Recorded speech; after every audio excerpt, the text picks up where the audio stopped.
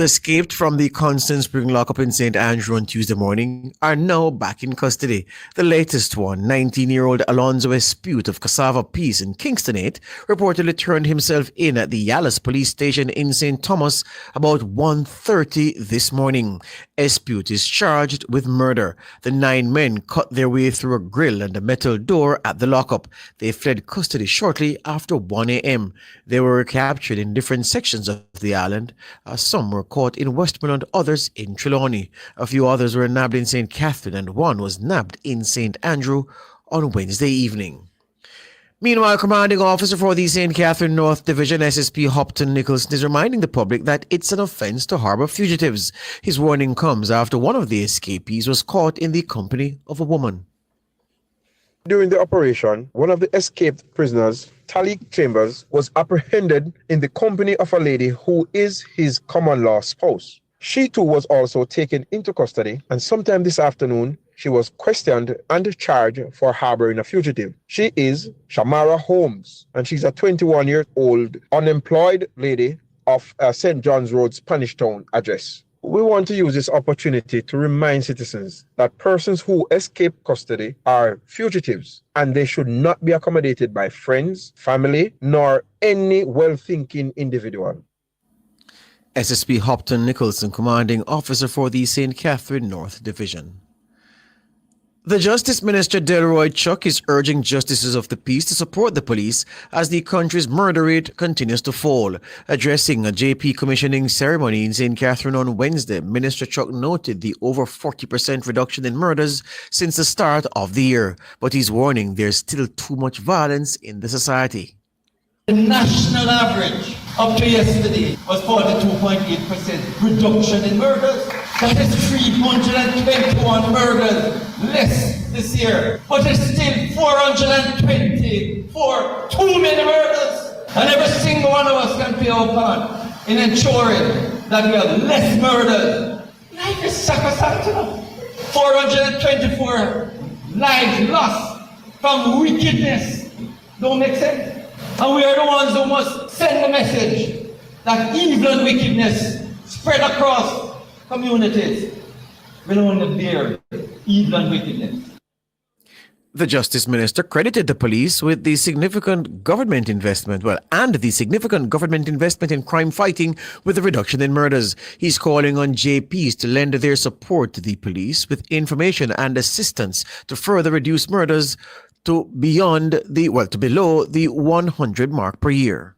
I'm not asking you to do police work, but you must give them support. Where you know the gunmen are, where you know criminal activity exists, pass the information on to the police.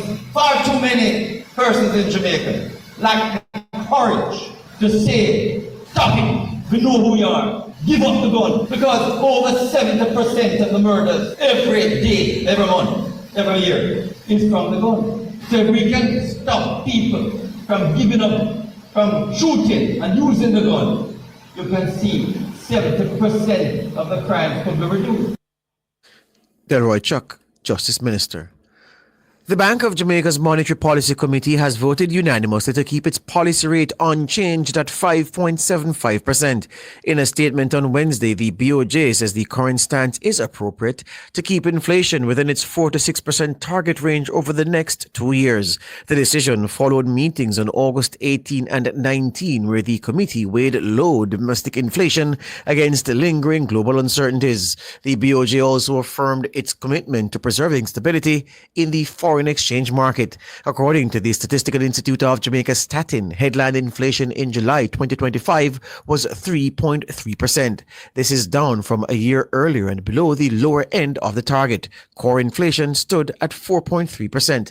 The central bank notes that the decline in prices reflected falling energy costs, reduced electricity charges due to a lower GCT rate, and improved agricultural supplies. Looking ahead, the BOJ projects inflation will remain below target in the short term, but rise towards the center of the range as temporary factors ease. The central bank says Jamaica's external accounts remain strong, with remittances and tourism earnings growing and international reserves reaching a record $6.1 billion as at July 2025. With just weeks to go before the September 3 general election, the advocacy group Citizens' Rights to the City, CRC, is calling on political leaders to publicly present clear plans for the future of Kingston and communities across the island. CRC is a network of over 25 citizens associations and individual residents, primarily from the Kingston metropolitan area. The organization has written an open letter to Prime Minister Dr. Andrew Holness, Opposition Leader Mark Golding, and all contesting parties. In it, the group urged the leaders to move beyond campaign promises and commit to people-centered sustainable development. The CRC outlined a series of what it says are urgent priorities, including affordable housing, climate resilience, disaster risk management, and protection for vulnerable groups and persons with disabilities. It also called for greater citizen participation in urban planning, arguing that residents are often excluded from decision-making about resources and development in their own communities. It criticized what it described as unchecked construction, planning breaches, and neglect of existing communities. It pointed to poor road conditions, failing drainage systems, limited green spaces, and inadequate public transportation.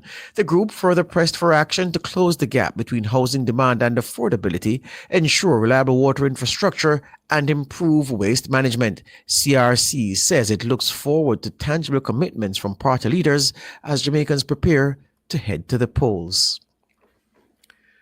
The JLP's Corey Dunkley says residents of Western St. Andrew are demanding change after decades of poor representation under the PNP. Dunkley, a 31-year-old attorney at law, believes he can seat George Anthony Hilton. They are crying for a change. A change is needed. The potential that is within my constituency just needs somebody who cares to unlock it. I am that person who sees this potential and wants to nurture it. If you sometime one day take a drive around New Haven, a drive around Seaview, a drive around Waterhouse, and you can see that over all those years that the opposition has had the reins in what goes on in terms of development and maintenance, there has been almost no progress. In fact, if you were to turn back the hands of time and go to the period of time when the Jamaica Labour Party was in power within the constituency, you would see a constituency that is better maintained than the constituency you see here today. Hilton has been unbeaten in the PNP stronghold of Western St. Andrew since 2007. In the 2020 general election, he defeated the JLP's Dolan Francis by more than 1,500 votes. Still, Dunkley remains confident about his chances on September 3. The seat has historically been for the opposition, but I am no placeholder. I am the right man to change the regular goes about of this community. What I have noticed is that people within the constituency of St. Andrew Western are no longer flying an orange flag just for the sake of flying an orange flag, especially given the misrepresentation that they have been dealt with for the past few terms. I was put in the position by the people because the people wanted good representation, wanted a change. And that sentiment echoes within all parts of this constituency. Corey Dunkley, JLP candidate in Western St. Andrew. And a JLP candidate in Central St. Mary, Nathaniel Mirage, is also aiming to bring a change to a constituency he believes has been underserved for years. The first order of business is to assess my constituency. The road infrastructure, Central St. Mary people has been yearning for the road infrastructure for so long. The PMPs are in charge of this place for 53 years, and there is no significant value they add to this community. If you should take away all the work that the Jamaica Labour Party, from Wycliffe Martin to now, the PMP had nothing to show. The youth development, the parks in St. Mary, they are using them to raise animals under the hands of the PMP. The bus park, the clock in Highgate, the market in Highgate, there's nothing to show. There's only just bad roads, bad representation under the hands of the PMP. Nathaniel Mirage, JLP candidate in Central St. Mary. He was also speaking on Nationwide at 5 on Wednesday. Mirage will be challenging the PNP's Omar Newell. Newell replaced Dr. Maurice Guy as the party's standard bearer in the constituency. Dr. Guy held Central St. Mary from 2002 to 2020.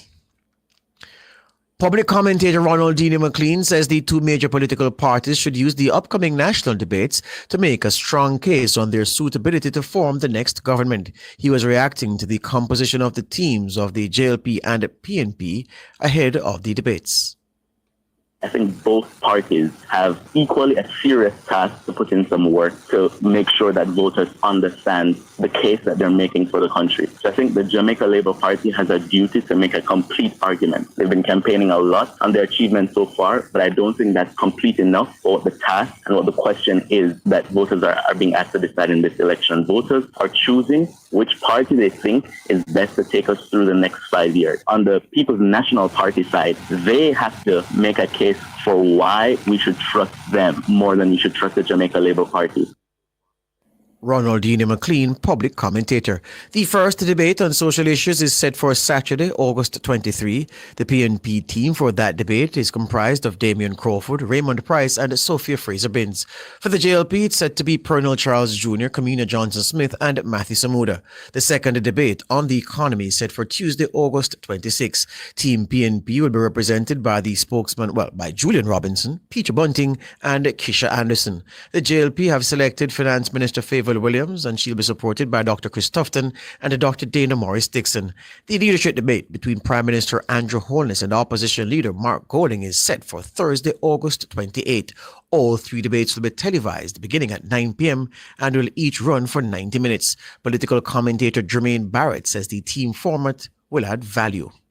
I think the conversation in my mind has to do with whether or not there's going to be greater value in the arrangement that is put forward. And I think there is. You're going to have a lot more ideas, a lot more articulation of views from different vantage points coming out in these debates. So you're going to have either three voices speaking. The fourth that adds to the richness of the conversation and the debate. I think it's something to be welcome. Jermaine Barrett, political commentator. The president of the Jamaica Teachers Association, JTA, Mark Malaver, believes the Jamaica Teaching Council, JTC, bill in its current form cannot improve the sector. Malaver ridiculed the bill while addressing teachers at the organization's 61st annual conference investiture ceremony earlier this week. The JTC bill really needs to take a jet to holiday. It really needs to take a jet to holiday. The bill is a classic case of misdiagnosing the problem of student underperformance and prescribing the wrong medicine. The JTC bill, colleagues, will do nothing to alter the current trajectory of the education system. Let it be known that we are not against this bill. But the data suggests that somebody in the ministry wants to pretend that they are doing something to fix a problem that does not exist. The JTC bill, which seeks to regulate the teaching profession, was passed in the Parliament early this year after languishing for more than 2 decades. The proposed legislation was met with criticism by both the opposition and the JTA following its passage. But other education stakeholder groups, including the National Parent-Teacher Association of Jamaica and the Jamaica Independent Schools Association, have supported the bill. According to Malaver, the JTC bill in its current form is a disservice, or does a disservice to the teaching profession. Anyone who reads the bill in its entirety cannot escape the conclusion that it is a disservice to the teaching profession. It fails to uplift, support, and empower educators, and instead prioritizes control, punishment, and disciplinary oversight. This approach is not only misguided, it is a profound injustice and demands acknowledgement, redress, and a complete reorientation, Dr. Gordon, towards respect and empowerment for those who serve at the heart of the nation's education. I put it to you that this bill will not solve the problem of underperformance. Mark Malaver, president of the JTA. And Malaver also made recommendations on who should comprise the members of the Jamaica Teaching Council. We have heard this argument that the teaching profession has many stakeholders. That is true. But let us not confuse stakeholders in education with stakeholders of the profession. There is a profound difference. Everyone may have an interest in education, but does not mean everyone should govern the profession. The teaching council, ladies and gentlemen, must comprise of those who are integral to the profession itself. Those who employ us, those who train us, those who supervise us, and yes, the professional body that represents us, the JTA. Mark Malaver, president of the JTA. Overseas news now. Palestinians are fleeing parts of Gaza City after the Israeli military began the first stages of a planned ground offensive. Israel's troops have established a foothold on the outskirts of the city, which is home to more than 1 million Palestinians, after days of intense bombing and artillery fire. It has prompted the UN Secretary General Antonio Guterres to renew calls for an immediate ceasefire to avoid the death and the destruction and assault would inevitably cause. Israel wants to signal that it is pressing ahead with its plan to capture all of Gaza City, despite international criticism. Hundreds of Palestinians in the Zaytun and Sabra neighborhoods of Gaza City have left towards the northwestern part of the city. Residents described the relentless bombardments overnight into Thursday. That's the news.